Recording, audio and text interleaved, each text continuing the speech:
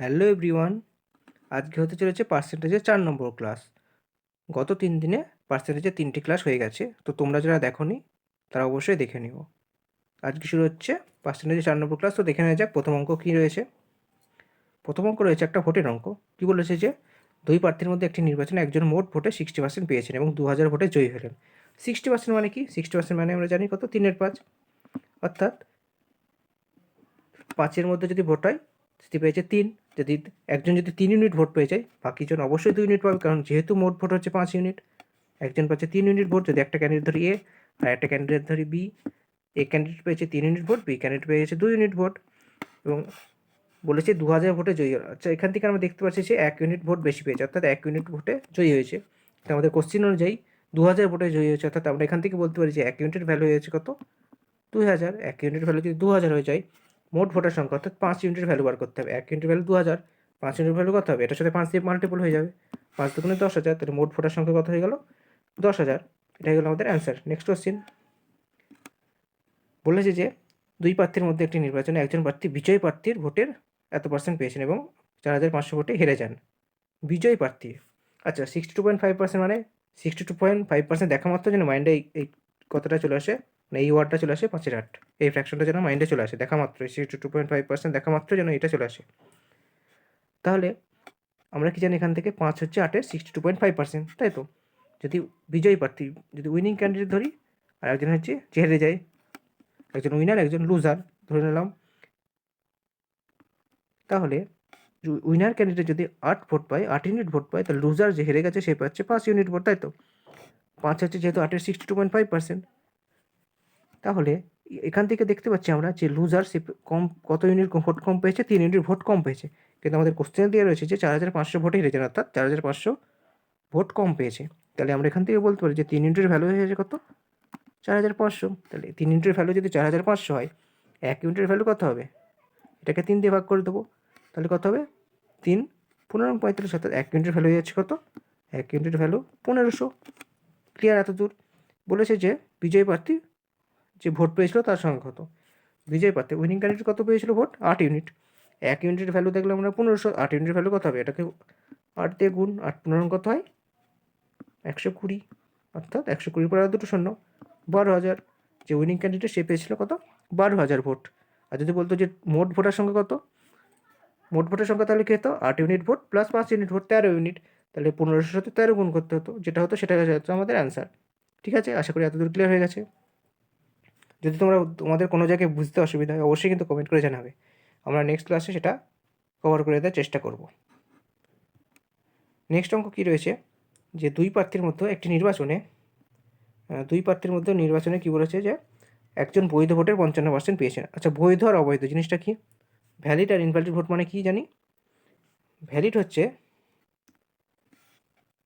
আচ্ছা সবার আগে দেখবো টোটাল ভোট। টোটাল ভোট জিনিসটা কি? ধরো কোনো একটা গ্রামে যাদের বয়স 18+ এবং ভোটার কার্ড রয়েছে তারাই হচ্ছে সকলে ভোটার, অর্থাৎ সকলেই ভোটার। মানে বলতে হয় টোটাল ভোটার হচ্ছে যাদের 18+ বয়স এবং ভোটার কার্ড রয়েছে তারাই হচ্ছে, সকলকে মিলে যেটা হবে সেটাই হচ্ছে গ্রামের টোটাল ভোটার। আর ভ্যালিড ভোট হচ্ছে, ধরো কোনো একটা বুথে ইলিগাল কাজ হলো যার জন্য সেই বুথে ভোটগুলো বাতিল করে দেওয়া হলো, সেটা হয়ে গেলো ইনভ্যালিড ভোট। কিংবা অনেকে ভোট দিতে গিয়ে, ধরো এরকম একটা ভোট হয় স্ট্যাম্প মারা ভোট, যেটা করে স্ট্যাম্প মেরে যেটা ভোটটা হয়, এখানে প্রার্থীর নাম লেখা থাকে ABC, যে কোনো একটা প্রার্থী ধরো ABC এরকম নাম লেখা থাকে, এরকম জায়গায় স্ট্যাম্প মারতে হয়। অনেকেই যারা প্রথম ভোট দেয় তারা কী করে, হয়তো অনেকে অতটা মানে বোঝে না, তারা কী করে এরকম জায়গায় স্ট্যাম্প মেরে দেয়, এইসব জায়গায় মানে মিডিলে, সেই সমস্ত ভোটগুলো বাতিল হয়ে যায়, সেইগুলো হয়ে যাচ্ছে ইনভ্যালিড ভোট। এবার কোশ্চেনে কী বলেছে, যে 20% ভোট ছিল অবৈধ অর্থাৎ ইনভ্যালিড। আমি যদি ধরি যে 20%, 20% মানে আমরা কি জানি 1/5। যদি আমরা ধরি যে মোট ভোট ছিল 5 ইউনিট, টোটাল ভোট আমরা ধরলাম 5 ইউনিট, তার মধ্যে থেকে 1 ইউনিট ইনভ্যালিড, অর্থাৎ বাকি রইল 4 ইউনিট। 4 ইউনিট হচ্ছে ভ্যালিড ভোটার, তাই তো? 4 ইউনিট হয়ে গেলো ভ্যালিড ভোটার। এবার বলেছে যে একজন মোট বৈধ ভোটের 55% পেয়েছে। 55% মানে কত বলো তো? 11/20। 55% মানে হচ্ছে 11/20। এবার এই 4-এর 11/20 এটা বার করলে একটা ফ্র্যাকশন চলে আসবে, দেখতে একদম বাজে লাগবে। আমরা কী করব, যাতে দেখতে বাজে না লাগে সেজন্য আমরা কী করব, এই 4টাকে আমরা 20 করে নেবো। 4কে 20 করতে হলে কী করতে হবে? 5 দিয়ে গুণ করলাম, যেহেতু এটাকে 5 দিয়ে গুণ করলাম, এই জিনিসটা এসছে কোথা থেকে? এই 4 ইউনিট আসলো কোথা থেকে? আমাদের টোটাল ভোট থেকে তো 4 ইউনিট পেয়েছি, 4 ইউনিটটাকে পেয়েছি। টোটাল ভোট ছিল 5 ইউনিট, সেখান থেকে আমরা ভ্যালিড ভোট পেলাম 4 ইউনিট। যেহেতু আমরা এটাকে 5 দিয়ে গুণ করছি, তাহলে তার উপরে যেটা থাকে সেটাকেও 5 দিয়ে গুণ করতে হবে। তাহলে এখন আমরা টোটাল ভোট পেয়ে গেলাম 25 আর ভ্যালিড ভোট পেয়ে গেলাম 20। 25 ইউনিট আর 20 ইউনিট পেয়ে গেলাম, তাই তো? এক সেকেন্ড, এটা লিখে নিই। আশা করি এতদূর ক্লিয়ার হয়ে গেছে। টোটাল ভোট হয়ে গেল 25 ইউনিট, ভ্যালিড ভোট হয়ে গেল 20 ইউনিট। এবার 55% পেয়েছে, অর্থাৎ যদি দুটো প্রার্থী, একজন প্রার্থী এ এবং একজন প্রার্থী বি, 55% যে পেয়েছে, অর্থাৎ 20-র মধ্যে 11, 20-তে 11টা ভোট পেয়েছে। বাকি রইল, যেহেতু দুটো ক্যান্ডিডেট রয়েছে, বাকি জন কত পাবে? 9 ইউনিট ভোট পেয়ে যাবে। এবার আমাদের বলেছে যে মোট ভোটার সংখ্যা ছিল 7500, অর্থাৎ টোটাল ভোটার 25 ইউনিট। 25 ইউনিটের ভ্যালু আমাদের কোশ্চেনে দেওয়া রয়েছে 7500, এটাই দেওয়া রয়েছে। তাহলে 1 ইউনিটের ভ্যালু কত হয়ে যাচ্ছে? 7500কে 25 দিয়ে ভাগ করলে কত হয়? 75কে 25 দিয়ে ভাগ করলে 3, অর্থাৎ 300। 1 ইউনিটের ভ্যালু পেয়ে গেলাম 300। তাহলে বলেছে যে অন্য প্রার্থী যে বৈধ ভোট পেয়েছিলেন তার সংখ্যা কত, অর্থাৎ আমাদের বার করতে হবে 9 ইউনিটের ভ্যালু। 1 ইউনিটের ভ্যালু 300, তাহলে 9 ইউনিটের ভ্যালু কত হবে? 3 9 2700। এটাকে 9 দিয়ে গুণ করলো, 3 9 2700, তাহলে আমাদের অ্যান্সার হয়ে গেল 2700। নেক্সট কোশ্চেন কি রয়েছে? এক সেকেন্ড, কোথায় গেল? এই তো বলেছে যে রাহুলের কাছে কিছু টাকা ছিল, 30% টাকা বাসে চুরি যায়। 30% টাকা বাসে চুরি যায়। 30% মানে আমরা কি জানি? 3/10, তাই তো? যদি তার কাছে 10 ইউনিট টাকা ছিল, যদি তার কাছে 10 ইউনিট টাকা থাকে, 3 ইউনিট টাকা বাসে চুরি চলে গেল। 10% টাকা দিয়ে সে কিছু খাবার কিনে খায়। 10% মানে কত? 1/10।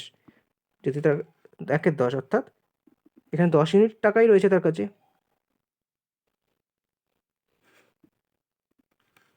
10 ইউনিটের মধ্যে 1 ইউনিট চলে গেল, অর্থাৎ 3 ইউনিট গেল তার বাসে টাকা চুরি চলে গেল 3 ইউনিট। 1 ইউনিট সে কিছু খাবার কিনে খেলো তার কাছে।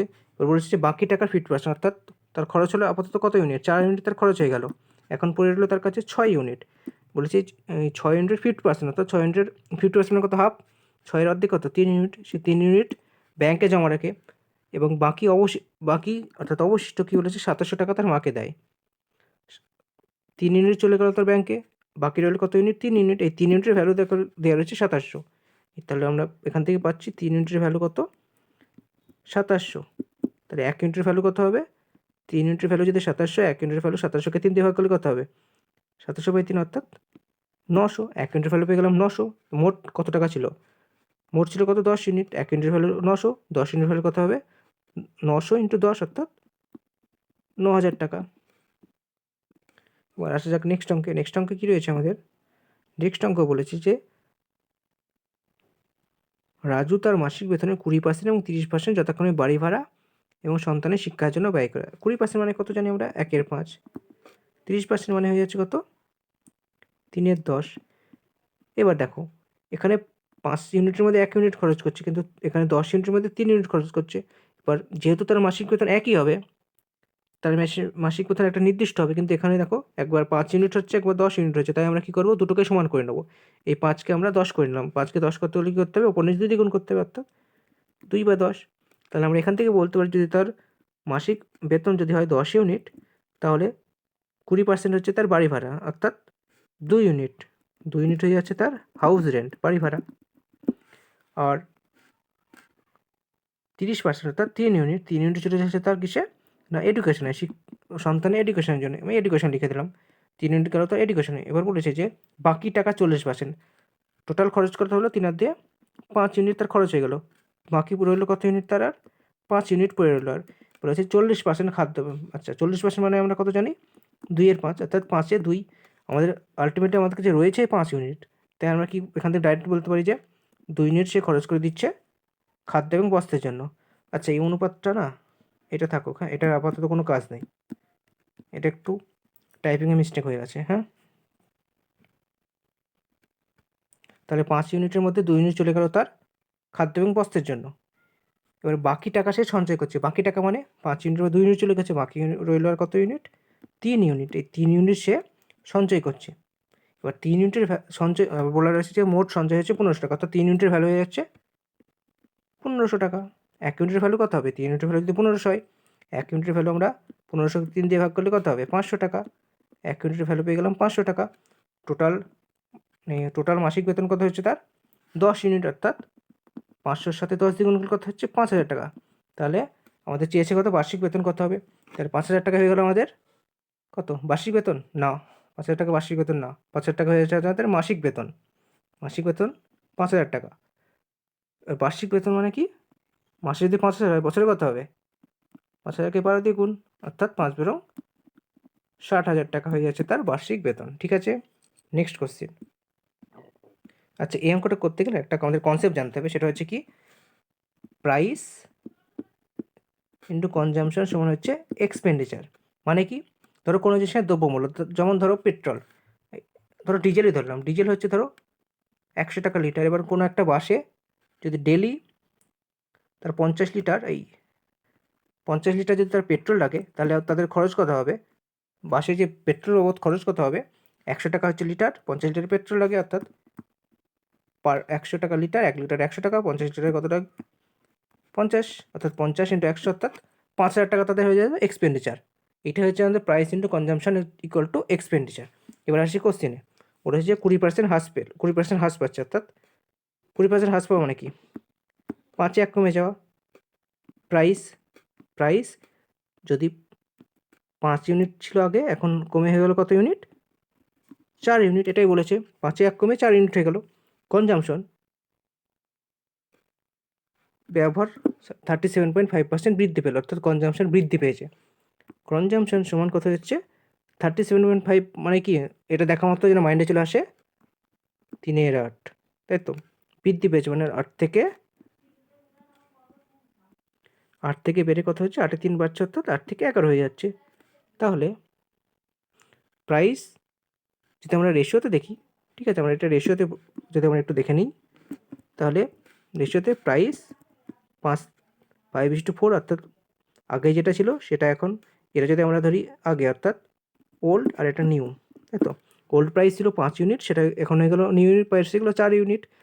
আর ওল্ড কনজামশন ছিল 8, আর নিউ কনজামশন হয়ে গেল 11, অর্থাৎ রেশিওতে দেখলে ওল্ড আর নিউ প্রাইসের রেশিও হচ্ছে 5:4, আর old consumption new consumption ratio হয়ে যাচ্ছে 8:11। এখন যদি আমরা এদের মাল্টিপল করি, প্রাইস ইন্টু কনজামশন সমানে আমরা এক্সপেন্ডিচার, আমাদের চেয়েছে কি? পণ্যের ব্যয় বৃদ্ধি বা হ্রাস কত হবে। অর্থাৎ যদি আমরা এটা মাল্টিপল করি, তাহলে কত হবে? প্রাইস ইন্টু কনজামশন, এটা হচ্ছে প্রাইস, এটা হচ্ছে কনজামশন, অর্থাৎ 5 40 ইস্টু 4 কত হয়ে যাচ্ছে? 44। তাহলে আমরা পেলাম এক্সপেন্ডিচারের খরচ কত হচ্ছে? 40:11, অর্থাৎ ওল্ড এক্সপেন্ডিচার হয়ে যাচ্ছে 40, নিউ এক্সপেন্ডিচার হয়ে যাচ্ছে 44। তাহলে 40-এ কত বাড়লো? 40-এ বাড়লো আমাদের 4 বাড়লো 40-এ। তাহলে আমাদের চেয়েছে বৃদ্ধি, 40-এ 4 বাড়লো। এটাকে যদি আরেকটু শর্টকাট করি, অর্থাৎ সিম্পলিফাই করে কত হবে? 1/10। 1/10 কার ফ্র্যাকশনাল ভ্যালু? 10%-এর ফ্র্যাকশন হলো 1/10, অর্থাৎ আমাদের বৃদ্ধি পেলো কত পার্সেন্ট? 10%। ঠিক আছে, আশা করি ক্লিয়ার। যদি না বুঝতে পারো আরেকবার বোঝানোর চেষ্টা করছি। দেখো,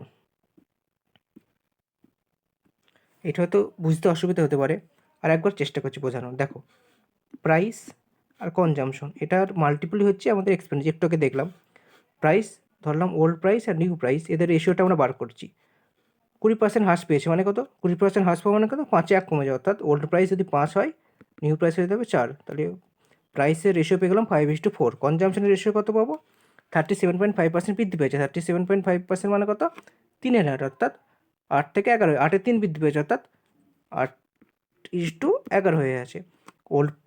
ওল্ড কনজামশন হচ্ছে 8, আর নিউ কনজামশনের রেশিও, ওল্ড কনজামশন এবং নিউ কনজামশনের রেশিও হয়ে যাচ্ছে 8:11, আর ওল্ড প্রাইস এবং নিউ প্রাইসের রেশিও হয়ে যাচ্ছে 5:4। এটা আমরা পেলাম। এবার প্রাইস ইন্টু কনজামশনের রেশিও হয়ে যাচ্ছে আমাদের এক্সপেন্ডিচার, অর্থাৎ 5 কত হয়? 40, এদের মাল্টিপল করে দিচ্ছে।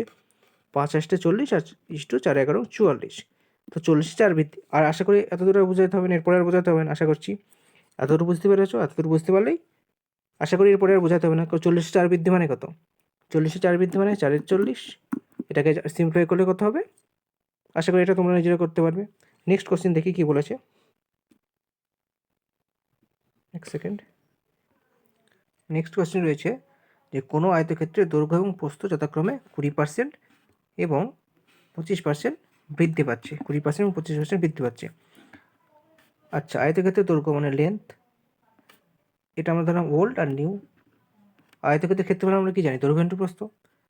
একবার লিখলাম লেন্থ, আর একটা হচ্ছে ব্রেস। লেন্থের রেশিও কত হচ্ছে 20% থেকে 20% বৃদ্ধি পাচ্ছে। 20% মানে কত আমরা কি জানি, 1/5, অর্থাৎ 5-এ 1 বৃদ্ধি, 5 থেকে 6 হয়ে যাচ্ছে। তাহলে লেন্থের রেশিও কত, ওই পুরানো দৈর্ঘ্য এবং নতুন দৈর্ঘ্য, অর্থাৎ ওল্ড লেন্থ আর নিউ লেন্থ রেশিও হয়ে যাচ্ছে কত, 5:6। একইভাবে প্রস্থ আমরা বের করবো, 25% বৃদ্ধি পেয়েছে। 25% বৃদ্ধি মানে 4-এ 1 বৃদ্ধি, অর্থাৎ 4 ইউনিট থেকে 1 বৃদ্ধি, অর্থাৎ 5 ইউনিট হয়ে যাচ্ছে। 4:5 ওল্ড বেস এবং নিউ বেস 4:5। এবার আমরা কি জানি, দৈর্ঘ্য ইন্টু প্রস্থই সমান ক্ষেত্রফল, এদের মাল্টিপল করে দিয়েছে, অর্থাৎ 5-4-এ 20, 6-5-এ 30। এটা যদি আরেকটু সিম্পলিফাই করা যায়, কত হচ্ছে আমরা 2:3, অর্থাৎ 2 থেকে 3 হয়ে যাচ্ছে বেড়ে। ওল্ড, এটা হচ্ছে আমাদের ওল্ড এরিয়া এবং নিউ এরিয়া, অর্থাৎ ওল্ড ক্ষেত্রফল, পুরনো ক্ষেত্রফল এবং নতুন ক্ষেত্রফল। পুরনো ক্ষেত্রফল